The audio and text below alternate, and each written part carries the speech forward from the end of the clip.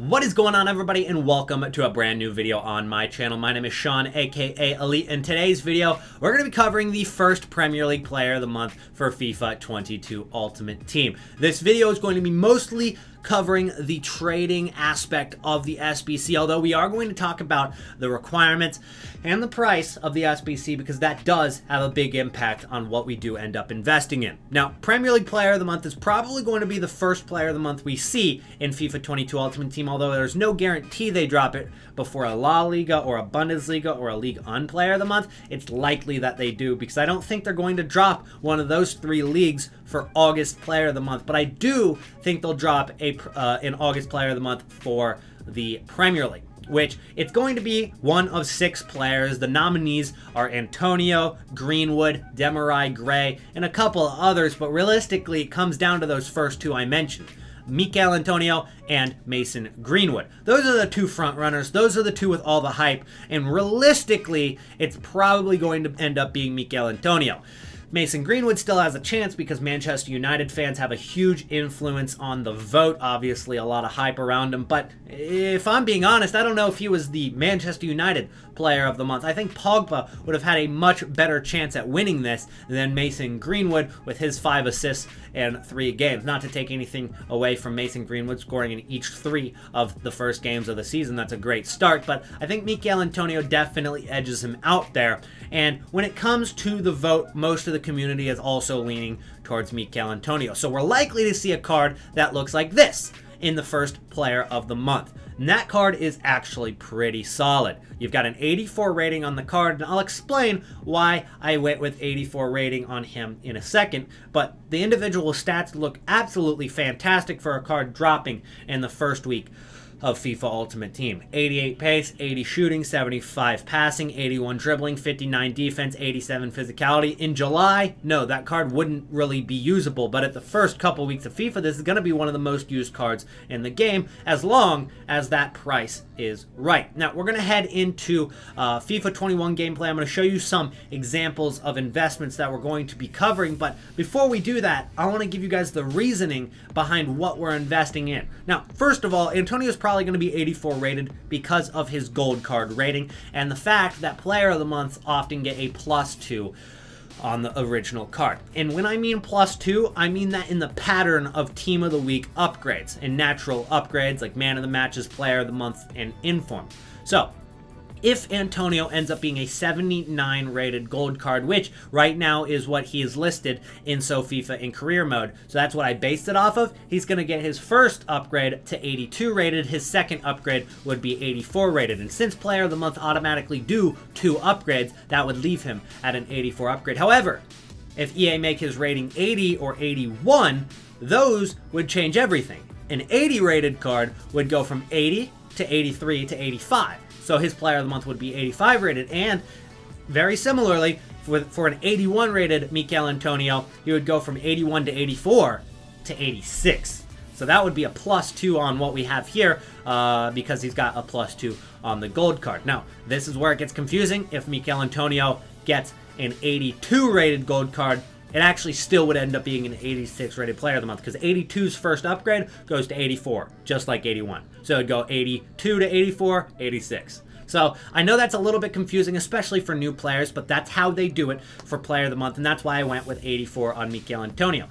If he ends up being a little bit higher rated, because let's be real, I think he deserves a little bit of a higher rating, especially given the fact that he finished last season very, very well, and he started this season as, let's be real, the best player in the Premier League. That's why he's getting this award. So it's very likely that EA maybe make him an 80 or an 81 rated at the start of FIFA 22 Ultimate Team, which would make his overall Player of the Month rating a little bit higher.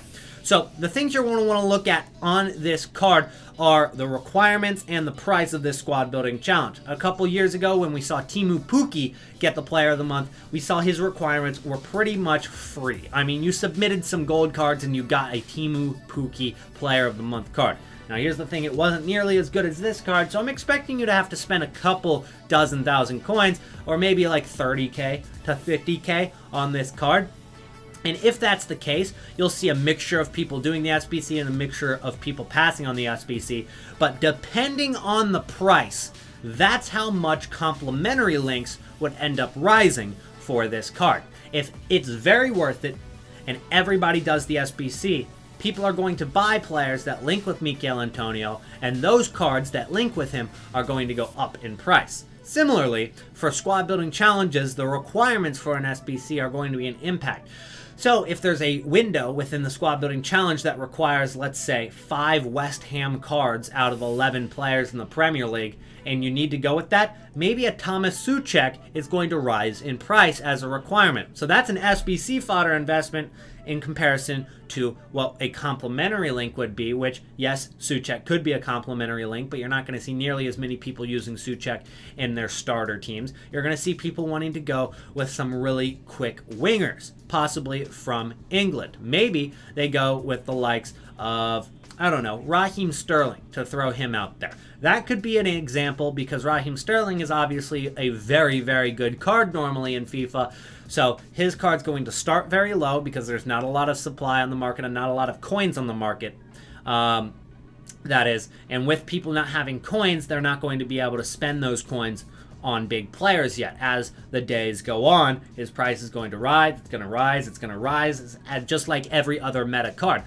But once Mikel Antonio drops, that gives him another reason to go even higher. So in comparison to a Bundesliga investment, maybe you want to invest in Serge Gnabry, that investment will work. It will make you coins. But will it make you as many coins as, let's say, a Raheem Sterling, right?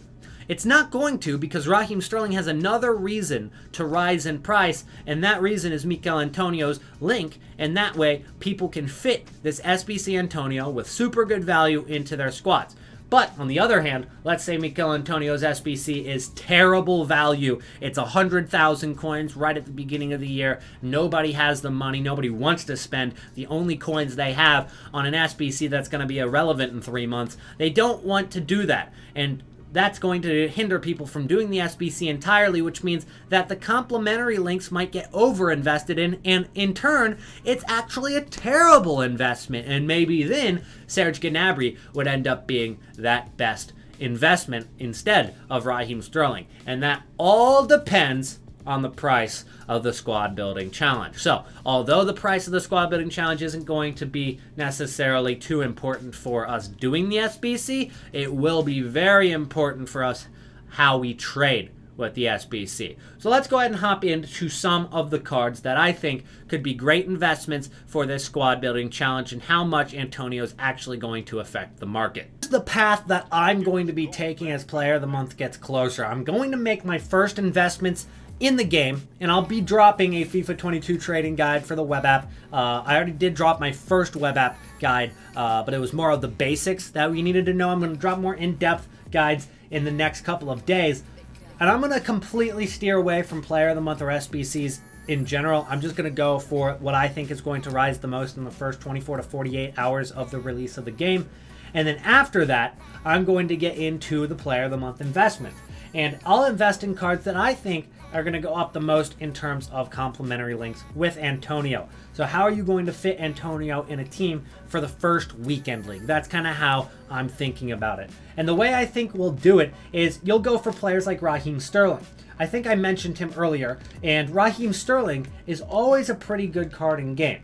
He's definitely usable early in the year, obviously going to be pretty cheap now. He might be much more expensive than this, and he's probably going to be about 86 to 87 rated in FIFA 22, although I think he's had a pretty good year, especially recently. He's proved his worth for sure. There's a reason he's the first choice winger for England, but he'll probably be about 87 rating. So you're going to see a card that's got like 92 pace, 89 dribbling, 80 shooting. It's obviously going to be very, very good early in the year. And it's not going to be ridiculously expensive like a card like Ronaldo, like Mbappe, like even Heung-min Son. He should be a lot cheaper than those kind of cards. And it still links with Antonio, so I think that's going to be the kind of card that goes up for that first weekend league, because people are going to get that Antonio out of the SBC and they're going to think, how do I fit him in the team? So he's going to rise higher than the other wingers from other leagues because there's an extra reason for him to rise. So he is meta. He is going to fit in people's teams. He is decently affordable. And as people get more coins, that's more buying power, and it causes inflation on the market. So Raheem Sterling's going to go up for all those reasons, but on top of that, he has the link to Antonio on his side. Some other cards that you might be thinking of that might not be the greatest investments, something like this. If this ends up being the case, try to steer away from it. Jared Boeing got an inform at the beginning of the year, and it wasn't the greatest of informs. It was an 81 rated inform. It had 82 pace, 82 dribbling, 80 shooting, and it only had 3-star weak foot. It really wasn't that good of a card, but people thought, hey, this gets a hyperlink to Antonio, or it gets a strong link to that Dominic Calvert-Lewin, and they go out and invest it in for 12,000 coins. Well, the SBC drops, and you don't really need him for an SBC. You can use any inform. You can use a Spanish inform. You can use a German inform. It doesn't matter. He doesn't go up because of the SBC, and then he doesn't go up because nobody wants to use this in Weekend League. It's not that good of a card. So it's actually going to be a terrible investment. In fact, you could buy this for 12K and probably sell it for 11.5, end up losing coins on this card. So that would be a terrible way to go. I think you should definitely steer away from any investment like this. Those are going to be the cards that everybody's looking at when this Antonio drops. If Bowen were to get the exact same inform in Team of the Week 1, everybody would just look at this card. They'd be like, wow, that gets a hyperlink to Antonio. It's an inform. It'll be used for the SBC, and it's a complimentary link. But they don't realize he's not that high rated. He's not that good of a card. It's not going to work for a complimentary link or an SBC fodder investment. And on top of that, one of the most important things that I want you to take away from this video is the fact that if other people invest in the card, if it is going around the community and everybody's saying invest in this guy, invest in this guy, invest in this guy, I've got 50 of him on my transfer list, and everybody's investing in the same guy, I would stay the hell away from that investment, because the only thing that could happen realistically is that SBC drops, and the only thing is there is just a bunch of supply all over people's transfer lists, and you're just trying to compete to sell. You want to have the card that people are competing to buy. That card that is going up in price, it's super rare, people weren't prepared for, and it starts rising really quickly. That's what you want. You don't want a card that the whole community invested in, because that's only going to leave you with competing with others to sell a card, and that's going to drop the price, and ultimately you're going to lose coins. Stay away from those kinds of investments. Realistically, is Player of the Month a great time to invest? At the beginning of the year, it's a tough call. There's definitely things that you should stay away from, and there's definitely things that are a go. There are investments that will work, and that transition didn't work. But there are definitely investments that'll work with Player of the Month. But don't get too caught up in it. I wouldn't go SBC fodder. I wouldn't try to go with an investment that the whole community is going for. Don't go for the obvious investment. But if there's a complimentary link, and it might not even have to be before the SBC drops, you could invest after the SBC drops as we get towards the first Weekend League and go for an investment there.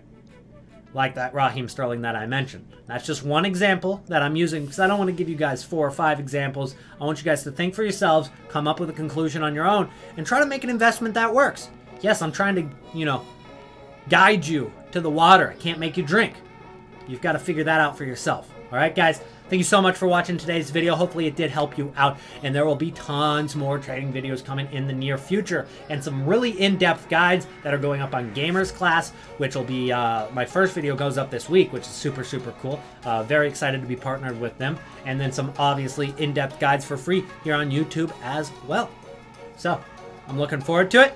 Let me know if you have any questions in the comments below. Drop a like, subscribe to the channel if you are new. Check out my socials down below, and I'll see you in the next video. Peace out.